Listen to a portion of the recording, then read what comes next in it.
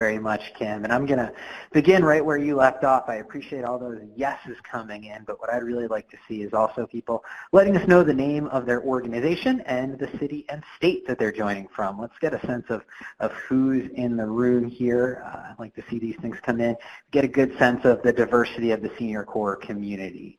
All right, and they're starting to come in. I see Schuylkill County, Pennsylvania, Missouri, Pensacola, Florida, Iron Mountain, Mississippi, and more. They quickly come in, too quick for me to keep up with. Thanks for doing that, guys.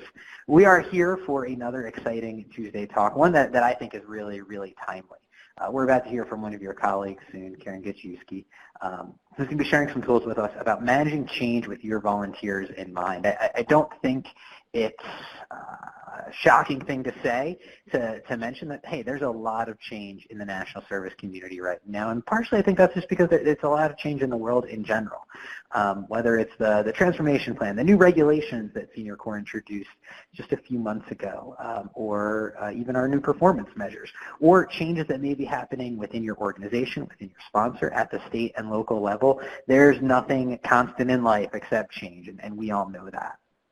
And so that's why I'm really excited to learn alongside all of you about some tools to think through that and about some different ways to approach that in the context of our work. It's a really, really exciting time. If you do have any questions during the course of this webinar, please go ahead and just put them in the chat box. You should all already be pretty comfortable with that chat box based on how you've used it before. So please don't be shy. Just know that we might hold those until an appropriate time, but drop them in there at any time. Also feel free to share ideas, comments, suggestions. It's not just limited to questions. If you have any technical difficulties, you can also let us know that in the chat box as well. And our team of facilitators, who you will know by the LSI next to their name, will be able to assist you. Okay, with all of that out of the way, it is my pleasure to introduce our guest speaker for today, Karen Gajewski, who is the FGP and SCP Program Director of Family and Community Services, Inc. in Kent, Ohio. There, they serve 10 counties in Northeast Ohio. Karen began with Family and Community Services in 2014 as a part-time single-county FGP coordinator before eventually becoming an FGP-SCP director in 2015. In addition to her work as a director, she has been the Ohio representative for the North Central National Service Training Planning Committee, on the steering committee for the Ohio Senior Corps Association, and currently serves as a cluster alternate on the board of the National Association of FGP Directors. Prior to her time with Family and Community Services, she spent years working in various nonprofits, including as a family advocate at Head Start, as a service coordinator at Help Me Grow, and a director for a camp for autistic youth, as well as years as staff in higher education. She has served for 20 years on the board of a small Akron soup kitchen, as well as serving as a meal coordinator. After raising 5 children, she received a BS in Human Development Family Studies and an MBA in Project Management, and I think we're going to really get the benefit of the combination of those two backgrounds here today. Currently, she also teaches part-time at Kent State University, either family policy or nonprofit management courses. And when she's not working, she enjoys spending time in nature with her husband and 2 dogs. Karen, before I hand it over to you for content, I got to know, what kind of dogs are they? You can pick the breed. They're both rescued animals. So we think that one is like a Border Collie and one is like a Beagle, but like many dogs, they needed a home, and that's what we have. 2 dogs who live with us. Okay, that's fantastic. I have maybe a Border Collie myself, so I completely understand. Okay, well then, Karen, we're going to hand it over to you to get us started and introduce us to our content here today. Thank you, Brian, and thank you to CNCS for the invitation to share this information, and thank you to all of you for joining today. I hope to share some tips and tools that help our project manage change, and as Brian said, I am a part-time instructor at Kent State, which is about 2 blocks from our office here, and I'm used to having a room full of students looking at me. This is a little different, so as you have questions or have input, I do not mind, and Brian will take care of that because I am used to people interjecting. But I'm going to get right started with the first slide, a little bit about our sponsoring agency.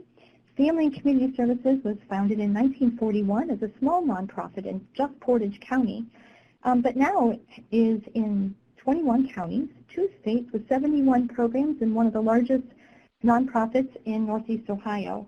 In most years, we serve over 100,000 children and adults. We have over 3,500 dynamic volunteers, including 750 or more Senior Corps volunteers. This includes RCP, FGP, and SCP. I am the director of the Senior Companion and the Foster Grandparent Program here in these counties. For foster grandparents, we have 8 counties, and that includes the cities of Canton, Youngstown, Dayton, Warren, Kent, and many rural communities. Last year, there were over 100 volunteers in 75 sites. For Senior Companions, we serve in 8 Ohio counties, and the cities include Akron, Canton, Kent, Dayton, and again, more rural communities. Last year, we had 68 volunteers, and by next July, we estimate we'll have close to 100 Senior Companion volunteers. We have a great staff team of 10. We have 5 regional coordinators. 2 are full-time, 1 is split-time, and 2 are part-time, as well as 4 wonderful administrative assistants. 2 are split-time here in the Kent office, and 2 are part-time in Dayton. Our offices are in 6 different counties, and the staff functions great in their regions. But as we're going to talk about today, remote communication is critical for consistency. No matter where we are in our project, we all have to be working on the same goal and deadline, yet have autonomy to implement these goals by region. So the main idea here today,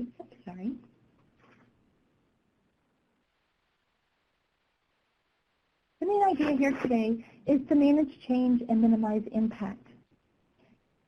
How did this topic even come up? Well, as program directors and coordinators, as Brian said, we all have to manage change. Yet our key focus is always on considering the impact of this proposed change on the volunteers. I have some experience with project management theories, so when managing a change, I find myself leaning on those project management tools.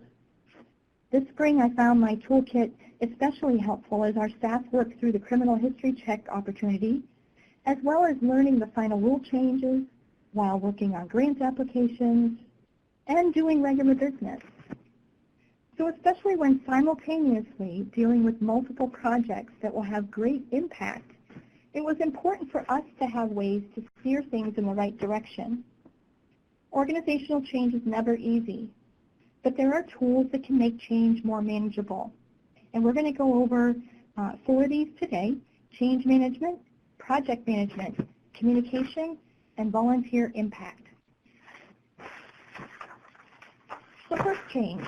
An ancient Greek philosopher said that change is the only constant in life, and that's still true for sure. Whatever your project looks like, the program, the staff, the territory, the volunteers, you have to go within the scope of your project to manage change and achieve the goal. Examples of things that we've had to change since January include a new fax system, Dropbox files instead of email attachments. We have new in-service hours, new stipend sheets. We've added TrueScreen and field print to the criminal history check, and a final rule adapted to our policies. Sometimes we think of a change on our own, but often it comes from another source.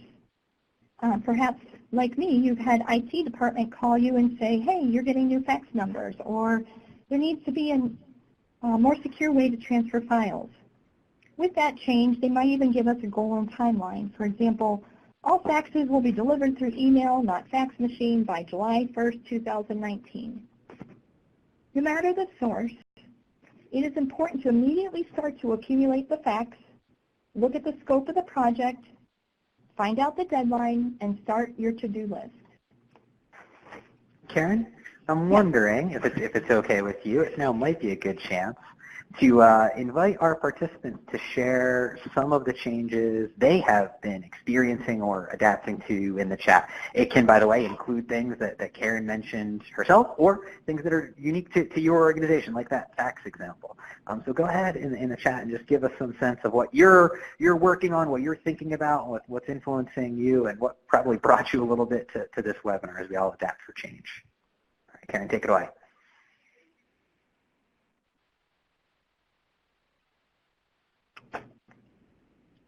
Okay, so the need to change is a common thread that runs through all businesses. As we all know, regardless of size and industry and age, and managing that change is a critical competency for nonprofit staff. Planning helps us to be intentional instead of reactive. The first step is to get the people involved, and that's what change management is. The goal of change management is to encourage individuals to commit to the change. Focus on the people. Change management is concerned with the readiness among people affected by the change, and it attempts to minimize the impact and maximize the benefits of change.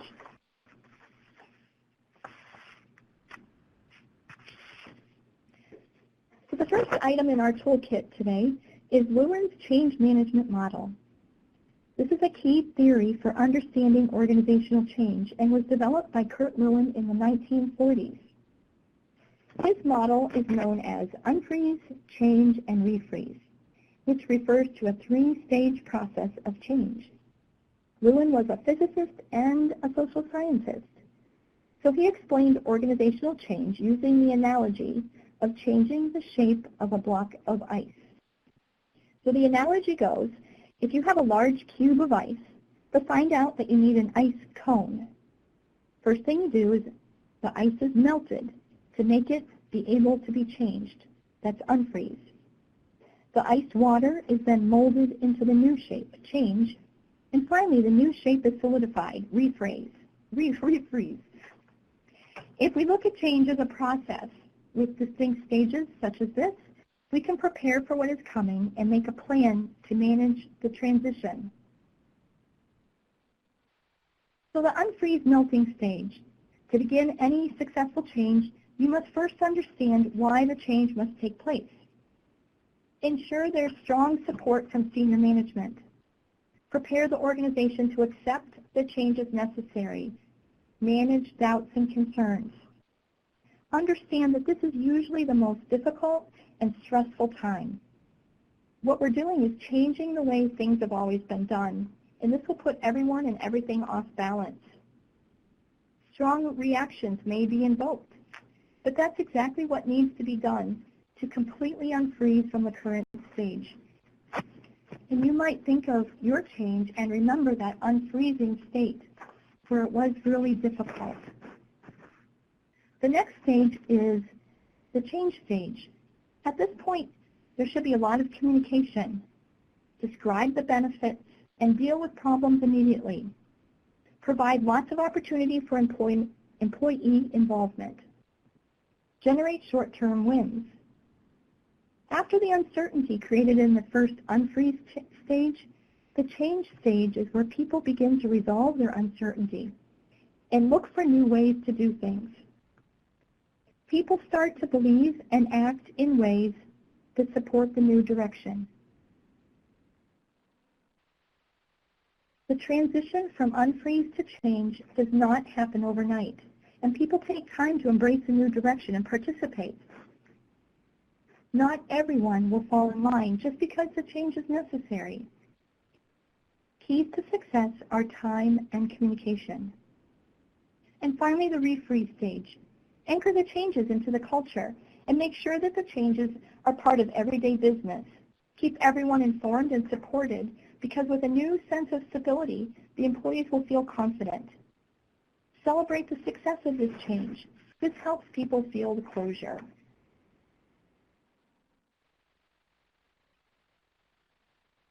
So what's the difference between change management and project management? Well, as Binky Barnes says here, we need a plan. Project management is the plan.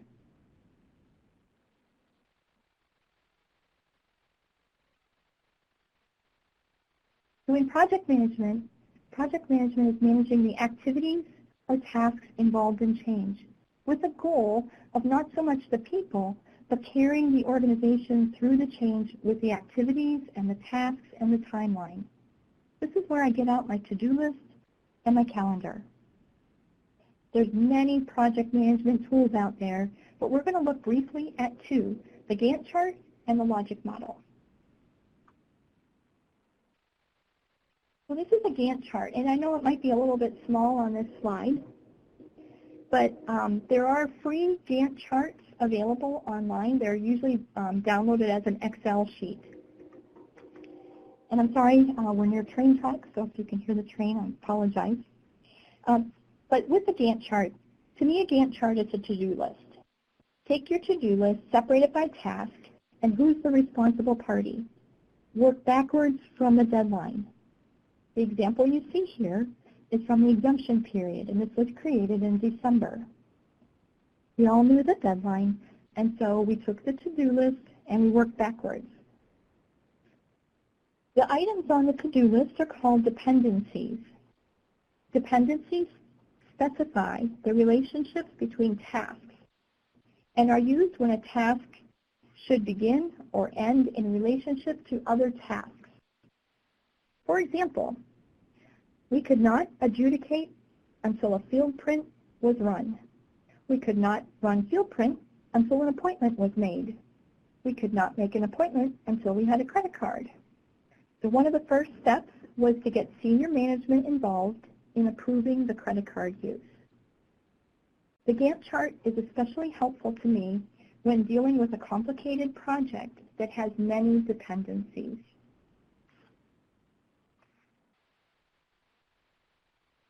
Next is found on the CNCS website, and we use this often. It is the theory of change and logic model. According to the CNCS website, the theory of change is the general underlying idea of how you believe your intervention will create change. A logic model can serve as a framework for planning performance measure activities, and that's what this PowerPoint is put online for. But these tools can also be used in other project management scenarios. For example, in one of our counties, the foster grandparent volunteers have to take 2 buses to get to and from in-service. Sometimes they have to leave in-service early to catch the correct bus sequence. When considering the final rule change to reduce the number of required in-service hours, we also considered the potential problem of travel time versus training if we reduce the hours. We didn't want our volunteers to spend more time on the bus than at in-service. So our planned intervention was that we would have less meetings annually, but be intentional in planning the in-service speakers in the shorter time frame. We also are going to provide door-to-door service as we can for the in-service meetings so that the volunteers would be reducing their bus problems. The intended outcomes are increased attendance for the shorter meeting, receiving valuable training, and enhancement of volunteer activities in the long term. We use a logic model to clarify and confirm that our program's processes will move toward our intended outcomes. Karen, if I may just jump in here, I just want to mention that when we were talking before the webinar, this was something I thought really interesting when you shared it with me, and not just because it draws on our own resources. I had never thought of applying a tool like this, which I usually think of as a programmatic tool, as a tool sort of inherent to what we're doing in the social sector, when we look at our ultimate performance, to a more operational issue. And I thought that was just a really interesting insight and kind of applicable in a lot of different ways in terms of thinking about what we do well and what tools we have throughout our work that we can apply in this context, in this change management context. You know, many of you have heard me talking about logic models and theories of change on who knows how many webinars over the years, and this is a brand new insight to me, so I really appreciate that.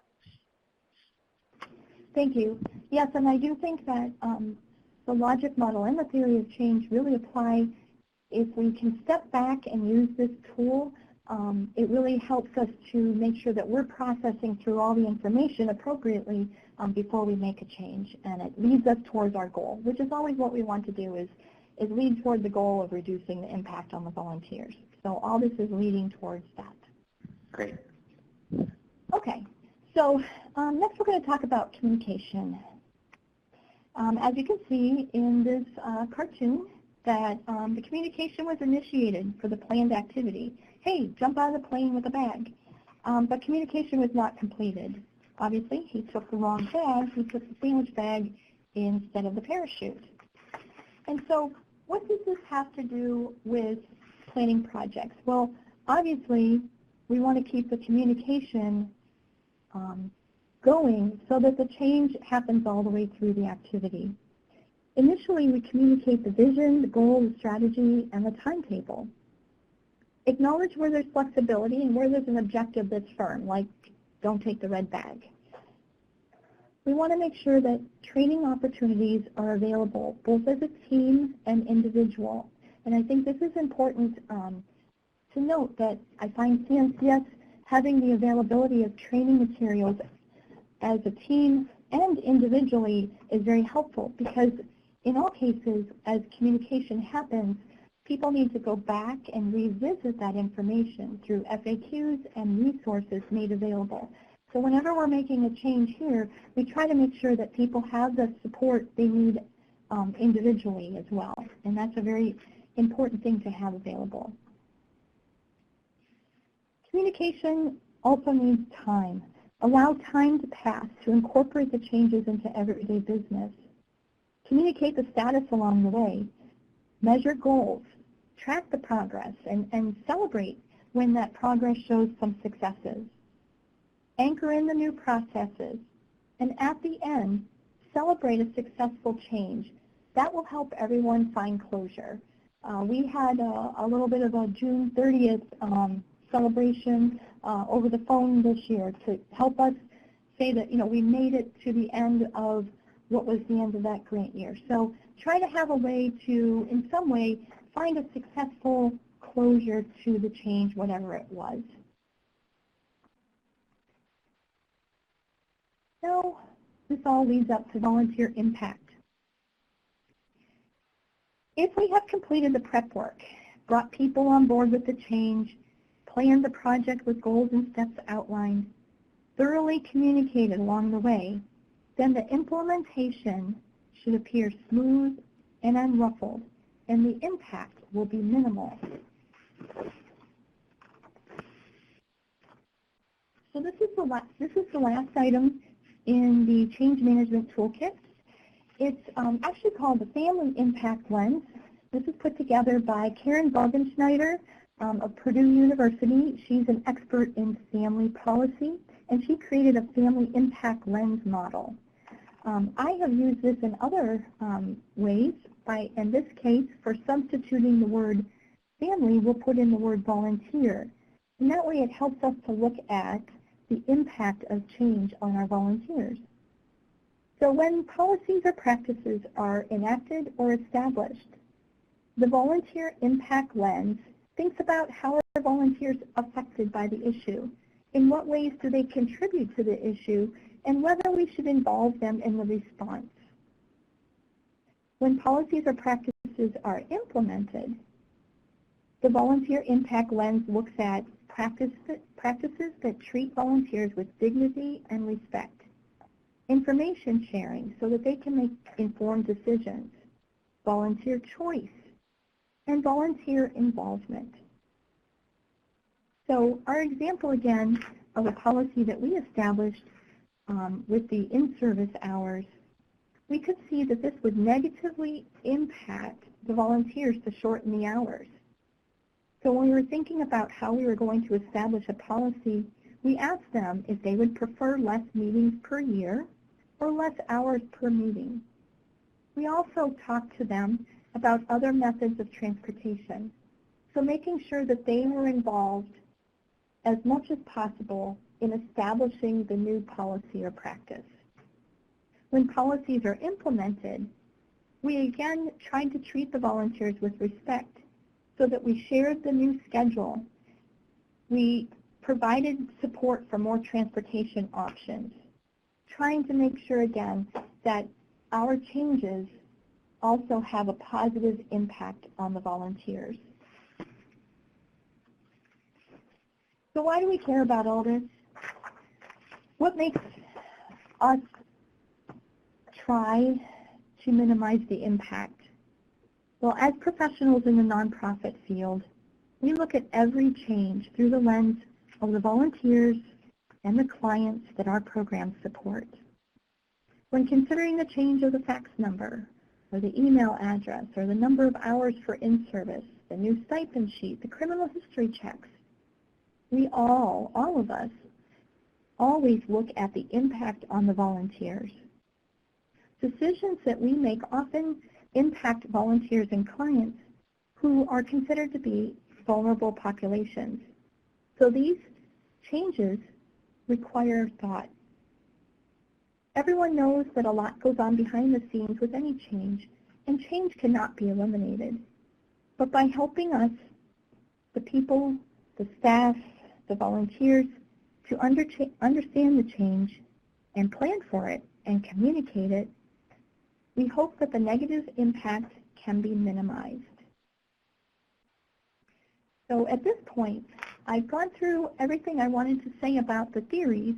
I want to, if I could, just give a quick shout out to the sponsoring agency, Family and Community Services, for the support that they gave us since January with the changes our project had.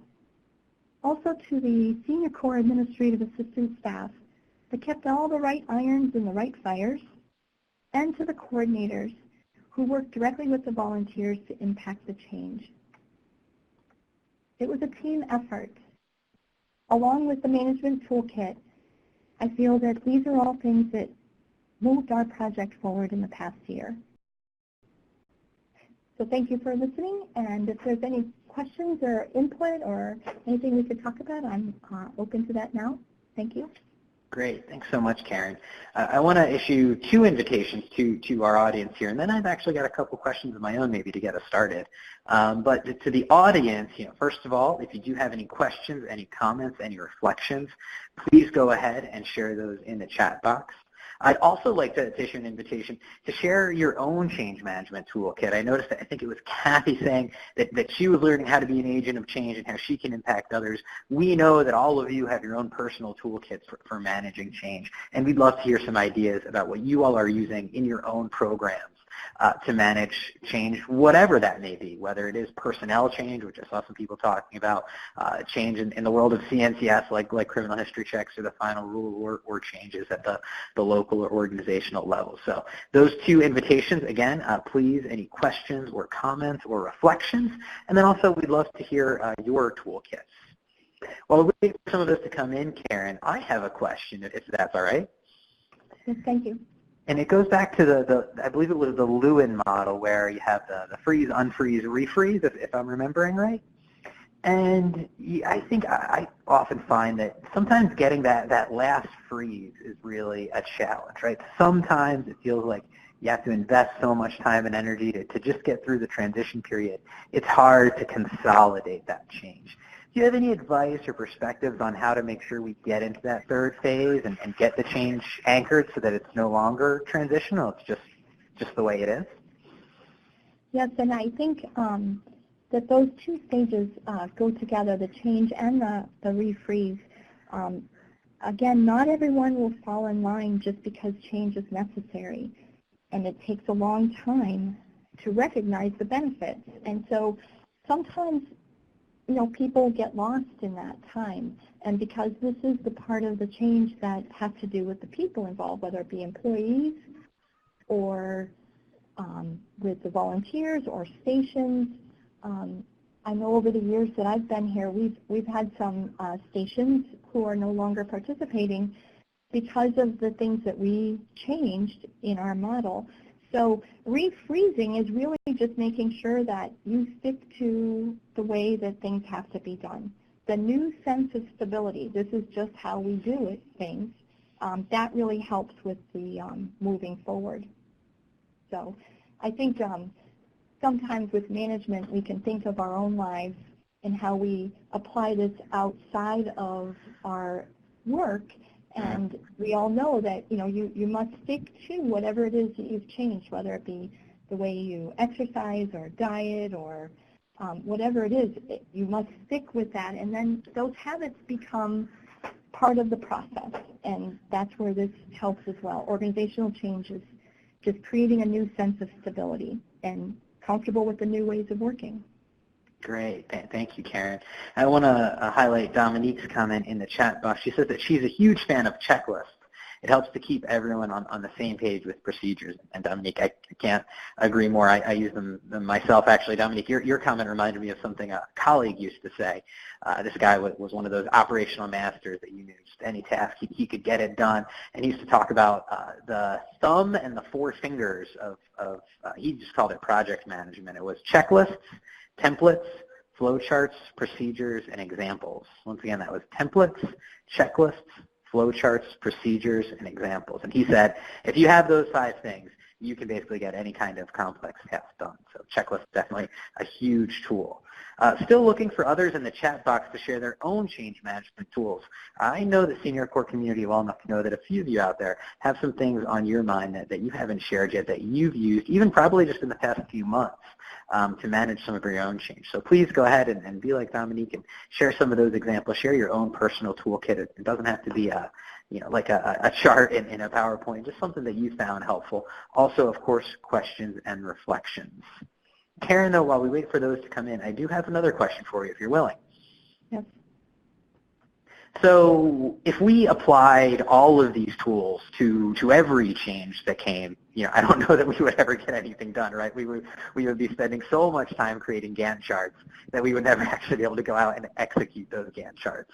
So do you have any advice on how to prioritize, or how to know how much energy to invest in a particular initiative and when to lean back a little bit more?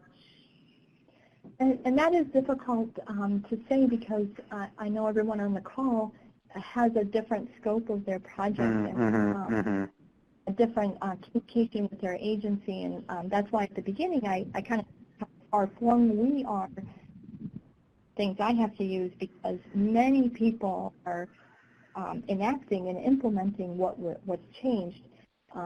It would be easier sometimes if it was just me. Right. With 10 or 15 volunteers. So that is, it's difficult because it's a one more step added in there. And so when I was coordinator and I had autonomy to do what I was going to do, it was a lot easier just to make a change and implement it. Where here I'm thinking through several steps. Prioritizing, I'm a notebook pencil person, and I know their style of keeping track of what's most important and critical. And I don't really pull out the Gantt chart until it's very complicated, and that's where the field print and true screen in 16 counties by a certain deadline, that gets very complicated very quickly. So that's where my notebook went into the Gantt chart. But I think whatever works for anyone, whatever works for you, whatever your system is, that is the system to use. And then some of these things are more just, when you really have to think through in a bigger scale. Yeah, great. Thank you. That makes sense. And actually, one thing that occurred to me in hearing that response is, thinking about the challenges of a dispersed staff versus, a very consolidated staff, is I also imagine that probably some of the steps you take lead to greater sustainability when you start to document all of these procedures and everything that you're doing. We're talking here about change management, but it strikes me that many of these tools could be applied to something you might call sustainability management or something like that. Some people in the chat box were talking about personnel change, and hey, that's a reality of all of our jobs. People come and people go. And some of these tools might help kind of lay the groundwork for new people to come in and keep things moving. Have you found that?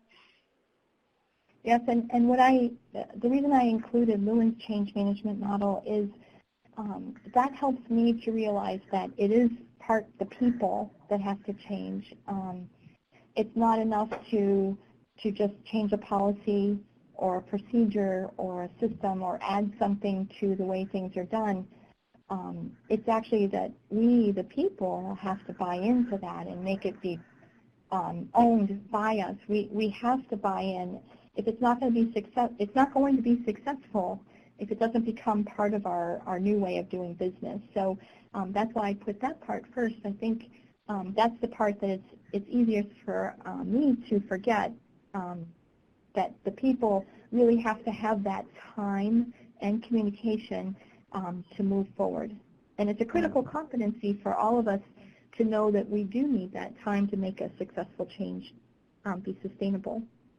Great, thanks. I see Vicki chimed in into the chat. Who has time for the refreeze? Karen, I'm going to take the liberty of just maybe moving us back to the slide that talks a little bit about what goes on in that refreeze stage. And I know we already talked about it a little bit, but I'm wondering if maybe you just want to take a moment again and talk about why you think the refreeze stage is important and worth making time for. Right. So some of the things that we did, especially with the many new policies that came about, we no longer had the direct benefit ratio.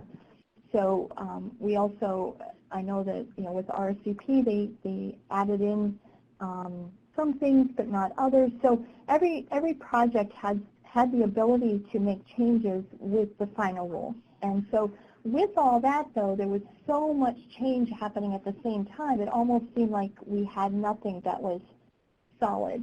And so we kept trying to have everyone, we kept that communication line open where we identified the barriers and tried to support what we could and make sure that everyone was informed, but again, having that information that they could go back to. So the administrative staff did a great job here of making sure that our documents were always kept updated so that we could all reread that. And just making sure that we kept at it. That refreeze will happen, and when it doesn't, it seems that that's when then you lose people because they aren't able to adapt to the new way. And I know I do this, it doesn't matter where the change happens. It could be your grocery store changes where the front door is, in relationship to where the parking lot is. And all of a sudden you have to do things a different way. You have to get your card at a different place. Those are the sorts of things that, we have to adapt to. And it takes a while to get used to that. And that's that part is just anchoring that in and making that change benefit people as best you can, and then celebrating it. And I'm not kidding. We did, kind of just say, yay, thank goodness it's July. We made it. Here we are in a new grant year, and with all the things that are now going to happen going forward, and we're just plowing ahead. So you're right. There is not time to actually refreeze, but it just, if we can put a few things in place, it does happen. And I'm not going to say that I haven't done my share of grumbling through all the stages of change. When IT called and said, hey, you're getting a new phone system, I kind of thought, okay, that's like team too much. I think we've hit our limit. But it happened. They did it. We figured it out, and we kept going. So that's life. We got to keep doing this. Great. Thanks so much, Karen. I see Becky just commenting that she appreciates the closed captioning. So thanks for that feedback, Debbie. We didn't dwell on this, but some of you may notice that there are some minor changes behind the scenes in the technology of our webinar hosting. So I'm glad to see that is working for people. I do want to issue the audience another invitation for questions or suggestions. And as I do that, I see Paula chiming in.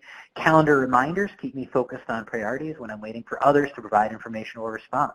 Also, Google Docs sharing is a useful tool for planning. Thanks very much, Paula. A couple of free tools out there. Google Docs is free to use in most cases, and calendar reminders to keep you focused on priorities. Really appreciate that, Paula. I would like to invite anyone else to share anything else in their change toolkit. And actually, I want to shift the conversation just a little bit here as we start to come down into our final 15 minutes to really zero in on that volunteer piece while keeping our volunteers in mind, something that Karen mentioned several times and we really build as part of this webinar. And I'm going to, Karen, invite you to comment on this first, but I hope to see some other folks commenting on that in the chat. And then if you have any advice on communicating change with our specific group of volunteers who are 55 and older, do you have any specific advice on how you've had success communicating that change, fostering acceptance of that change with those specific people? And while Karen responds, I'd really love to see some suggestions come out in the chat box. So I'm going to move back to the slide here. I really feel that what we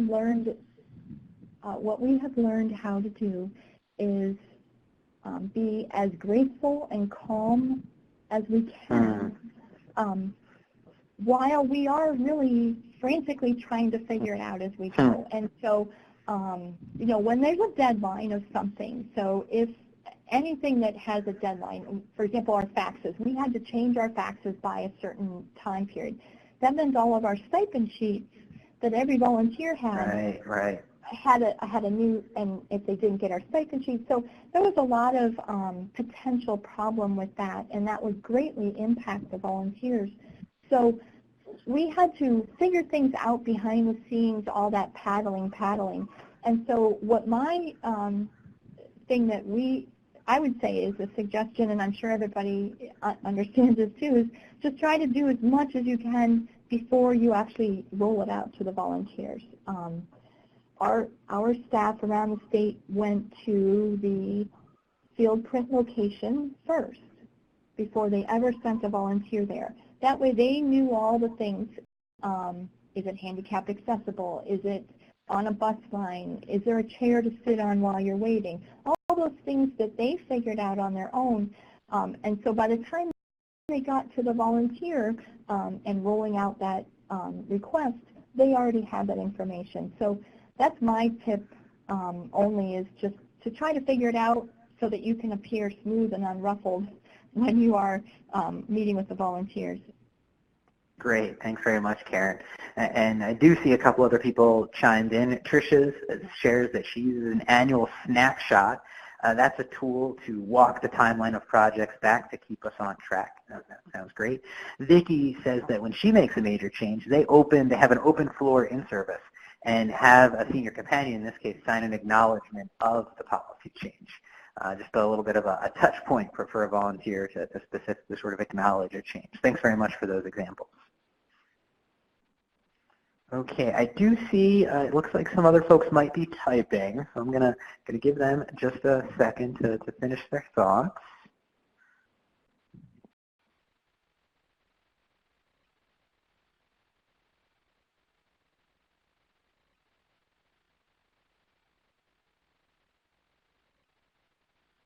Okay, Dominique chimes in. I gotta give my volunteers a heads up of coming changes. I'll have them time to then remind them as the deadline gets closer. Thanks very much for sharing that, Dominique. I think that's probably something that we all do find is helpful, you know. As Karen said, you know, we all have to grumble sometimes, and we know that about ourselves. So sometimes it can be helpful to make the space for that, for others to do that. Paula mentions, I utilize our e-newsletter to introduce new processes and procedures with linked documents. I also introduce new items via survey and provide annual updates briefly during the annual recognition event. All really good strategies. Karen, not to put you on the spot, do you have any reflections on anything that we're seeing from the audience here? No, it sounds exactly what each project needs, and I think that's what you know, we're trying to portray here, is that depending on the scope of the project, I think that as leaders in this of people, volunteers, we have to know what they need. We always have to know what it is that they will understand best. And so I've left that here to the coordinators to understand that in their region they need face-to-face, or a coordinator may say, my volunteers need to read something in the mail. We do have a lot of mail that goes out to our volunteers. So if a coordinator feels that that is exactly what they need, is something in the mail before they get to the face-to-face meeting, then we try to work with that, because I think what everybody's saying is that, yes, we do need to have our own way of conducting information and transferring information out. Great. Thanks very much, Karen. A little bit of a digression. I want to invite our LSI colleagues, if you wouldn't mind bringing those satisfaction surveys over LSI team. We're a little bit early, but I think now is a good time to go ahead and do that. Learners, you'll see two very simple, very short questions pop up on your screen right now. We have also made an adjustment to our evaluation just to make sure that we are getting people all the information they need. So you'll see two questions there instead of our traditional one question. Please do let us know what you think about this webinar. We really appreciate the feedback. Well, that out, I do want to acknowledge some people who are still participating in our chat. Kathy mentions that she's used a little bit of what everyone here has used. And Kathy, I think that drives home what Karen just said. It's all about finding your personal toolkit and then also the toolkit that's right for that situation, right? Some situations will require more or a heavier touch than others. Becky says, we have found that with everything we present, we're always encouraging and friendly. We try to make our volunteers feel important and wanted, especially with the field print requirements. They turn that into a field trip. That's great. Trying to make everything we do enjoyable and fun. The human touch is very important. I think that makes a lot of sense. You know, we gotta always check ourselves to make sure that when we're doing our crumbling, we're doing it behind the scenes, right, and not around our stakeholders to make sure that everybody feels the importance and the joy in what we do. So thank you all for sharing those comments. Karen, I think we're coming to the end here a little bit early, but that's okay. We can give people a few extra minutes to go back and get some of these changes moving or build their Gantt chart or do whatever it is that they feel like they need to do coming out of this. But I do want to pivot to you to see if you have any final thoughts. I just want to thank everyone. I think that even though we're here in Kent, there's people all around the country doing what we do, and I think that the teamwork from CNCS and from the other program coordinators and directors, it really helps us to know that we all have our own ways specific, but there are things that we can share and learn from each other. So I want to thank everyone for letting me share a few minutes of what we do, and I appreciate all the input because I like to hear other ideas as well. So thank you very much. Wonderful. Well, thank you, Karen. And just so everybody out there in the audience knows, this topic was actually Karen's idea, and we really thought that it would be good to spotlight. And Karen is doing this out of the goodness of her own heart to share these tools. And I just want everybody else to know you all have that same opportunity. You can reach out to us at any time to suggest your own topic. So Karen, thank you so much for coming and sharing this information with all of us today. I know that we really appreciate it. And learners out there, thank you all for joining and for your participation and sharing those ideas. I think it was a really rich discussion. As usual, we will have the recording available, and this usually takes us a few business days to turn that around, so keep an eye on your inbox if you're looking for that or if you want to share it with any of your colleagues. With that, we will go ahead and sign off a little bit early today, but I think that's okay because it was a really rich discussion. Before you leave, please do take a second to fill out those 2 very brief questions that you see on the screen right now. No need to hit submit. If you just click your choice there, it'll be automatically